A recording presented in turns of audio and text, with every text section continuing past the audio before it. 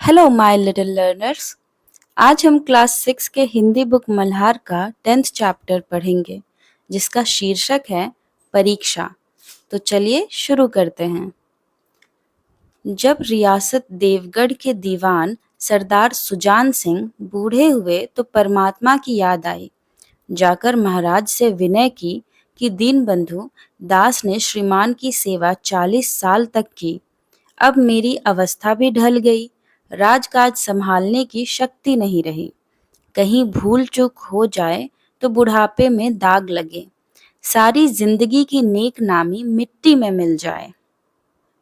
तो बच्चों, रियासत का मतलब होता है राज्य और दीवान एक पोस्ट है जिसे जैसे मंत्री होता है ना, उसी तरह का एक पोस्ट होता है जिसे दीवान कहते हैं। तो रियासत देवगढ़ के दीवान थे सरदार सुजान सिंह। वे अब बूढ़े हो गए थे और उनको राजकाज संभालने में मन नहीं लगता था। वे चाहते थे कि अब मैं भगवान की भक्ति करूं।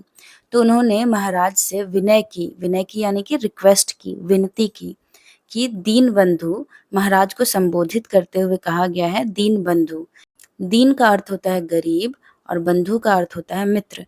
तो हे गरीबों के मित्र, दुखियों के सहायक दीनबंधु दास ने श्रीमान की सेवा 40 साल तक की है, यानी कि उन्होंने 40 साल तक दीवानी की।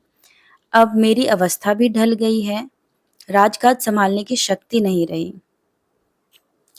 उन्होंने 40 साल तक दीवानी की है और अब उनकी अवस्था ढल गई है और वे राजकाज नहीं संभालना चाह रहे हैं। उन्हें डर है कि कहीं भूल चूक हो जाए तो बुढ़ापे में मेरे सारी नेकनामी मिट्टी में मिल जाएगी, यानी उन्होंने जितना भी नाम कमाया सब बेकार हो जाएगा।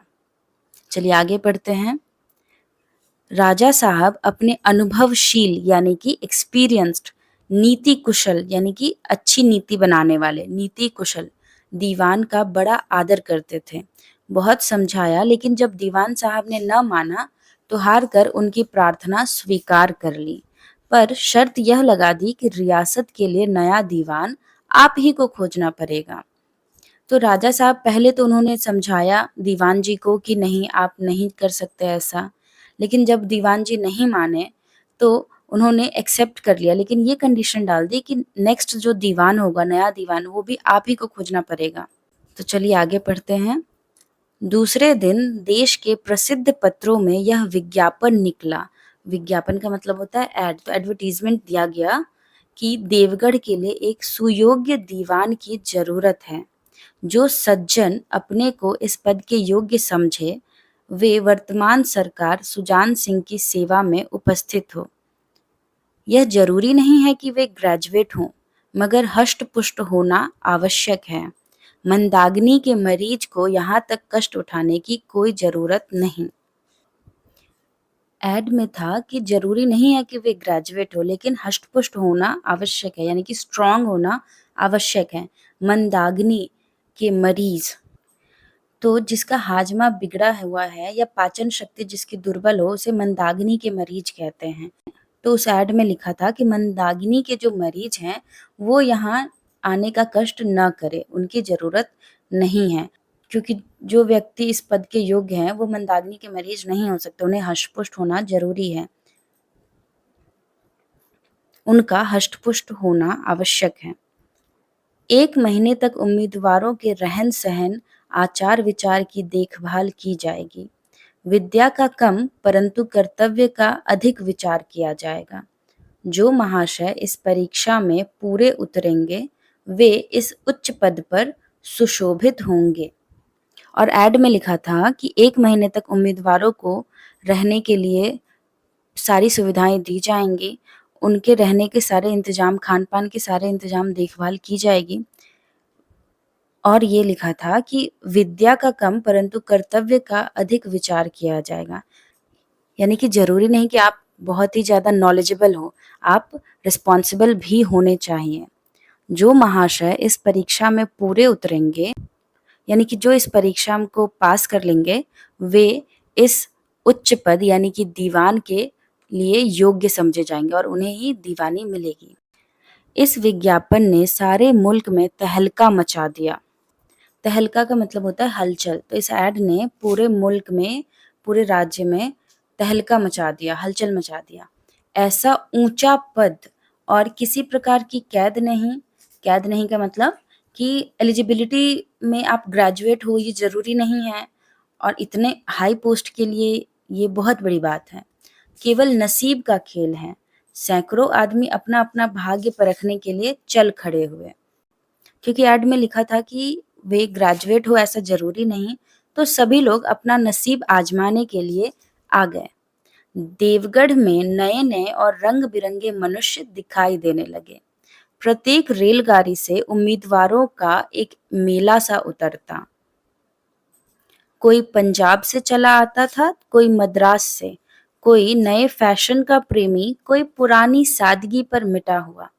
रंगीन इमामों, चोगे और नाना प्रकार के अंगरखे और कंटोप देवगढ़ में अपनी सजधज दिखाने लगे। मतलब यहाँ कहा गया है कि जो भी उम्मीदवार हैं वो कई जगह से आ रहे थे।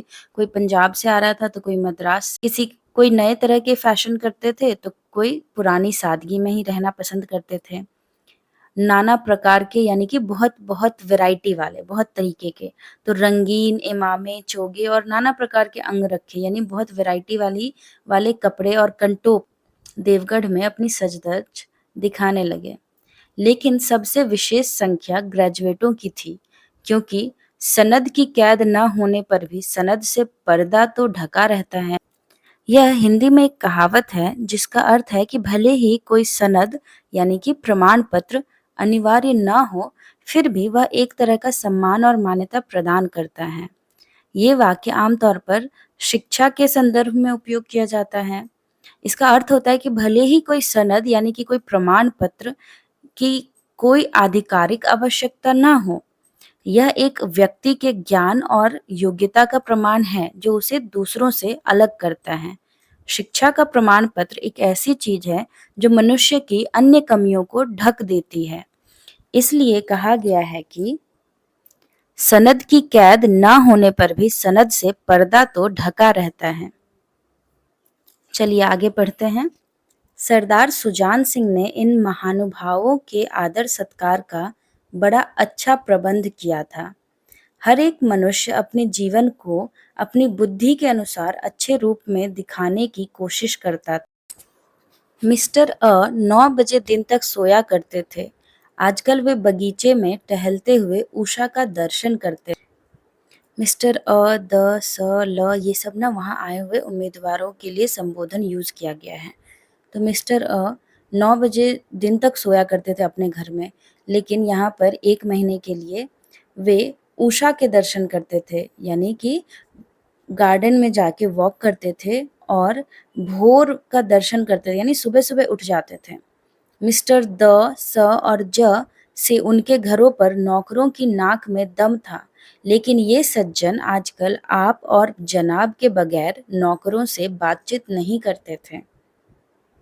मिस्टर द, स और ज जो थे अपने घरों में नौकरों की नाक में दम करके रखते थे, लेकिन यहाँ पर अपने आप को अच्छा दिखाने के लिए सब नौकरों से आप करके, जनाब करके बात किया करने में मिस्टर ल को किताब से घृणा थी, परंतु आजकल वे बड़े-बड़े ग्रंथ देखने पढ़ने में डूबे रहते थे। जिससे बात कीजिए वह नम्रता और सदाचार का देवता बना मालूम देता था। लोग समझते थे कि 1 महीने का झंझट है, किसी तरह काट लें, कहीं कार्य सिद्ध हो गया तो कौन पूछता है। क्योंकि 1 महीने तक रहना था, तो इसलिए सब अपने आप को बेस्ट दिखाना सब अपने आप को बहुत ही ज़्यादा विनम्र और सदाचारी दिखाना चाहते थे। लेकिन मनुष्यों का वह बूढ़ा जौहरी आड़ में बैठा हुआ देख रहा था कि इन बगुलों में हंस कहाँ यहाँ सुजान सिंह को बूढ़ा जौहरी कहा गया है। जौहरी यानी कि हीरे की जांच परख करने वाला, और बगुलों में हंस यानी कि उन उम्मीदवारों को कहा गया है जो दीवान पद के लिए आए थे। तो वे सब नाटक कर रहे थे, लेकिन उनमें से कोई एक तो भला इंसान होगा जो ये नाटक नहीं कर रहा होगा, जो सच्चा योग्य उम्मीदवार होगा, जो उस पद के लिए योग्य होगा। इसीलिए कहा गया है बगुलों में हंस ढूंढने की कोशिश कर रहे थे। वे देख रहे थे कि इन बगुलों में हंस कहाँ छुपा हुआ है। एक दिन नए फैशन वालों को सूझी कि आपस में हॉकी का खेल हो जाए। यह प्रस्ताव हॉकी के मंझे हुए खिलाड़ियों ने पेश किया। यह भी तो आखिर एक विद्या है, इसे क्यों छिपा रखें?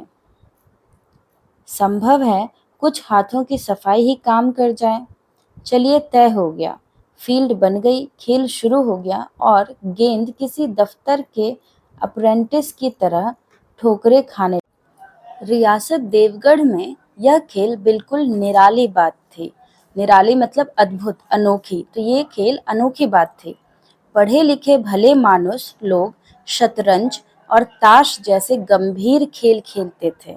दौड़ कूद के खेल बच्चों के खेल समझे जाते थे। खेल बड़े उत्साह से जारी था। धावे के लोग जब गेंद को लेकर तेजी से उड़ते तो ऐसा जान पड़ता था कि कोई लहर बढ़ती चली आती है।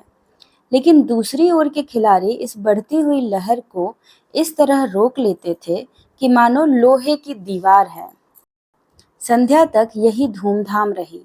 लोग पसीने से तर हो गए। खून की गर्मी आंख और चेहरे से झलक रही थी। हांफते हांफते बेदम हो गए, लेकिन हार जीत का निर्णय न हो सका। खेल बहुत ही उत्साह से स्टार्ट हुआ और दोनों ही तरफ के खिलाड़ी बहुत तेजी से और बहुत अच्छे से खेल रहे थे।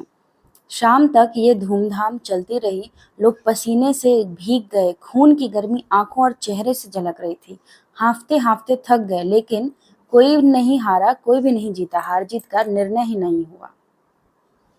अंधेरा हो गया था। इस मैदान से जरा दूर हटकर एक नाला था। उस पर कोई पुल न था। पथिकों को नाले में से चलकर आना पड़ता था। पथ पर चलने वाला पथिक। तो पथिकों को नाले में से चलकर आना पड़ता था। खेल अभी बंद ही हुआ था और खिलाड़ी लोग बैठे दम ले रहे थे कि एक किसान अनाज से भरी हुई गाड़ी लिए हुए उस नाले में आया। लेकिन कुछ तो नाले में कीचड़ था और कुछ उसकी चढ़ाई इतनी ऊंची थी कि गाड़ी ऊपर न चढ़ सकती थी। वह कभी बैलों को ललकारता, कभी पहियों को हाथ से ढकेलता, लेकिन बोझ अधिक था और बैल कमजोर। गाड़ी ऊपर को न चढ़ती और चढ़ती भी तो कुछ दूर चढ़कर फिर खिसक कर नीचे पहुंच जाती। किसान बार बार जोर लगाता और बार बार झुंझलाकर बैलों को मारता, लेकिन गाड़ी उभरने का नाम न लेती। बेचारा इधर उधर निराश होकर ताकता, मगर वहां कोई सहायक नजर न आता। मतलब वो थक गया था, झुंझला गया था, यानी परेशान हो गया था, बैलों को मार रहा था परेशानी से, लेकिन फिर भी गाड़ी हिल नहीं रही थी, नाले में फंस गई थी। इधर उधर देख रहा था कि कोई तो सहायता करे, लेकिन कोई भी सहायक उसको नजर नहीं आ रहा था। गाड़ी को अकेले छोड़कर कहीं जा भी नहीं सकता था। बड़ी आपत्ति में फंसा हुआ था। आपत्ति मतलब मुसीबत। तो बहुत ही मुसीबत में फंस गया था वो। इसी बीच में खिलाड़ी हाथों के डंडे लिए घूमते घामते उधर से निकले। किसान ने उनकी तरफ सहमी हुई आंखों से देखा, परंतु किसी से मदद मांगने का साहस न हुआ। खिलाड़ियों ने भी उसको देखा, मगर बंद आंखों से, जिनमें सहानुभूति न थी। उनमें स्वार्थ था, मद था, मगर उदारता और वात्सल्य का नाम भी न था। वहां से गुजर रहे सभी खिलाड़ियों ने उसे देखा, लेकिन उस पर हंसा। उसे उसकी सहायता करने के लिए कोई भी नहीं गया। लेकिन उसी समूह में एक ऐसा मनुष्य था जिसके हृदय में दया थी और साहस था। आज हॉकी खेलते हुए उसके पैरों में चोट लग गई थी। लंगड़ाता हुआ धीरे धीरे चला आता था। अकस्मात यानी अचानक से उसकी निगाह गाड़ी पर पड़ी। ठिठक गया। उसे किसान की सूरत देखते ही सब बातें ज्ञात हो गई। डंडा एक किनारे रख दिया, कोट उतार डाला और किसान के पास जाकर बोला, मैं तुम्हारी गाड़ी निकाल दूं? किसान ने देखा एक गठे हुए बदन का लंबा आदमी सामने खड़ा है। झुककर बोला, हुजूर, मैं आपसे कैसे कहूँ? युवक ने कहा, मालूम होता है तुम यहाँ बड़ी देर से फंसे हो। अच्छा, तुम गाड़ी पर जाकर बैलों को साधो, मैं पहियों को ढकेलता हूँ, अभी गाड़ी ऊपर चढ़ जाती है। उस इंसान ने सामने से पूछा कि क्या मैं आपकी मदद कर दूं गाड़ी निकालने में? किसान ने बोला, मैं आपसे कैसे कहूँ? तो युवक समझ गया कि ये बहुत देर से फंसा हुआ है। वो बोला कि ठीक है, आप बैलों को साधो, मैं पहिए ढकेलता हूँ और इस तरह गाड़ी आगे निकल जाएगी। किसान गाड़ी पर जा बैठा। युवक ने पहिए को जोर लगाकर उकसाया। कीचड़ बहुत ज्यादा था। वह घुटने तक जमीन में गड़ गया, लेकिन हिम्मत नहीं हारी। उसने फिर जोर किया। उधर किसान ने बैलों को ललकारा। बैलों को सहारा मिला। हिम्मत बंध गई। उन्होंने कंधे झुकाकर एक बार जोर किया तो गाड़ी नाले के ऊपर थी। युवक ने गाड़ी को पीछे से धक्का दिया और इधर किसान ने बैलों को ललकारा और जोर लगाया तो गाड़ी जो है वो नाले के ऊपर आ गई। किसान युवक के सामने हाथ जोड़कर खड़ा हो गया। बोला, महाराज, आपने आज मुझे उबार लिया, नहीं तो सारी रात मुझे यहाँ बैठना पड़ता। युवक ने हंसकर कहा, अब मुझे कुछ इनाम देते हो? किसान ने गंभीर भाव से कहा, नारायण चाहेंगे तो दीवानी आपको ही मिलेगी। नारायण मतलब यहाँ पर भगवान की बात हो रही है, तो भगवान चाहेंगे तो दीवानी का पद आपको ही मिलेगा। किसान ने गंभीर भाव से युवक को ऐसा कहा। युवक ने किसान की तरफ गौर से देखा। उसके मन में एक संदेह हुआ, क्या यह सुजान सिंह है? आवाज मिलती है, चेहरा मोहरा भी वही। जैसे ही किसान ने कहा कि अगर नारायण चाहे तो दीवानी आपको ही मिलेगी, तो इस पे युवक को थोड़ा संदेह हुआ कि क्या ये सुजान सिंह तो नहीं जो हमारी परीक्षा ले रहा हो। आवाज भी मिलती जुलती है, चेहरा भी मिलता जुलता है। किसान ने भी उसकी ओर तीव्र दृष्टि से देखा। शायद उसके दिल के संदेह को भांप गया। मुस्कुराकर बोला, गहरे पानी में बैठने से ही मोती मिलता है। तो बच्चों, गहरे पानी में बैठने से मोती मिलता है एक कहावत है, जिसका अर्थ है कि सफलता के लिए प्रयास करना जरूरी है। जो लोग मेहनत करते हैं वे सफलता प्राप्त कर ही लेते हैं। यानी कि जो गहरे पानी में बैठते हैं उन्हें मोती मिल ही जाता है। निदान महीना पूरा हुआ। निदान मतलब आखिर, तो आखिरकार महीना पूरा हो गया। चुनाव का दिन आ पहुंचा। उम्मीदवार लोग प्रातःकाल ही से अपनी किस्मतों का फैसला सुनने के लिए उत्सुक थे, यानी एक्साइटेड थे रिजल्ट जानने के लिए कि क्या हुआ। दिन काटना पहाड़ हो गया, यानी बहुत मुश्किल हो गया। दिन काटना पहाड़ हो जाना मतलब दिन नहीं कटना, बहुत मुश्किल हो जाना। प्रत्येक के चेहरे पर आशा और निराशा के रंग आते थे। नहीं मालूम आज किसके नसीब जागेंगे, न जाने किस पर लक्ष्मी की कृपा दृष्टि होगी। संध्या समय राजा साहब का दरबार सजाया गया, यानी शाम में राजा साहब का दरबार सजाया गया। शहर के रईस और धनाढ्य लोग, राज्य के कर्मचारी और दरबारी तथा दीवानी के उम्मीदवारों का समूह सब रंग बिरंगी सज-धज बनाए दरबार में आ विराजे। उम्मीदवारों के कलेजे धड़क रहे थे, यानी सारे लोग, शहर के सभी लोग, राज्य के सभी कर्मचारी और दरबारी, सभी लोग समूह बनाकर दरबार में आ पहुंचे और जितने भी उम्मीदवार थे सभी के दिल धक धक कर रहे थे, कलेजे धड़क रहे थे। जब सरदार सुजान सिंह ने खड़े होकर कहा, मेरे दीवानी के उम्मीदवार महाशयों, मैंने आप लोगों को जो कष्ट दिया है उसके लिए मुझे क्षमा कीजिए। इस पद के लिए ऐसे पुरुष की आवश्यकता थी जिसके हृदय में दया हो और साथ साथ आत्मबल। हृदय वह जो उदार हो, आत्मबल वह जो आपत्ति का वीरता के साथ सामना करे। और इस रियासत के सौभाग्य से हमें ऐसा पुरुष मिल गया है। ऐसे गुण वाले संसार में कम हैं और जो हैं वे कीर्ति और मान के शिखर पर बैठे हुए हैं। उन तक हमारी पहुंच नहीं।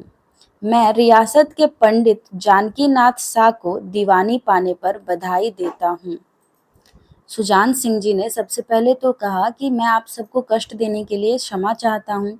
मुझे ऐसा व्यक्ति मिल गया है जिसकी मैं तलाश में था, जिसका हृदय दया के साथ साथ आत्मबल से भी भरा हो, जो किसी भी आपत्ति का, किसी भी मुसीबत का बहुत ही ब्रेव तरीके से, वीरता के साथ सामना करे।